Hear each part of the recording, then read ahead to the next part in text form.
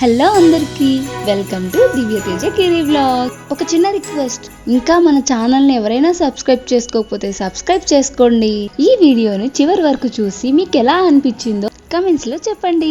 ఇంకా ఆలస్యం అయిపోతుంది. మీరందరు బాగుండారా? పండుగ మంచిగా సెలబ్రేట్ చేసుకున్నారా? ఫ్రెండ్స్, మీ హాస్టల్లో వినాయక చవితికి స్వీట్ పెట్టారా లేదా?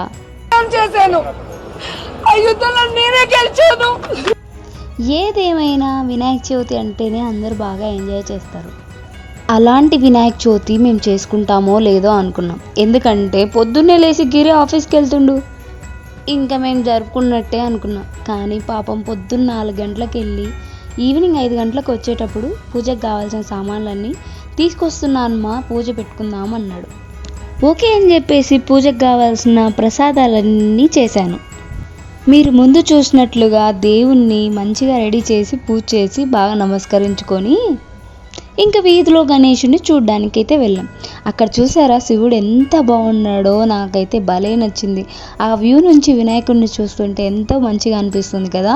సెటప్ కూడా చాలా బాగుంది. అక్కడికి వెళ్ళి మేము కొబ్బరికాయ కొట్టి హుండీలో డబ్బులు వేసి దేవుణ్ణి దర్శించుకొని మాకు కొంచెం బయట పని ఉండి వెళ్తుండగా ఇంకో దగ్గర వినాయకుడి దగ్గర ఆంటీ వాళ్ళు ఉంటారు కదా, వాళ్ళైతే మమ్మల్ని వాళ్ళే పిలిచి నాకు గంధం పట్టించి పుస్తలకు బొట్టు పెట్టి నాకు బొట్టు పెట్టి దేవునికి మొక్కండమ్మా అని చెప్పి వాళ్ళు అయితే చెప్పారు. ఎంత లక్ కాకపోతే అట్లా జరుగుతుంది చెప్పండి. ఇంకా ముందు మా వీధిలో గణపతి దగ్గర మేము ప్రసాదం అయితే మిస్ అయ్యాం. సో ఇక్కడైతే మాకు ప్రసాదం దొరికింది. ఏదైతే నేను ప్రసాదం అయితే దొరికింది, తిన్నాము.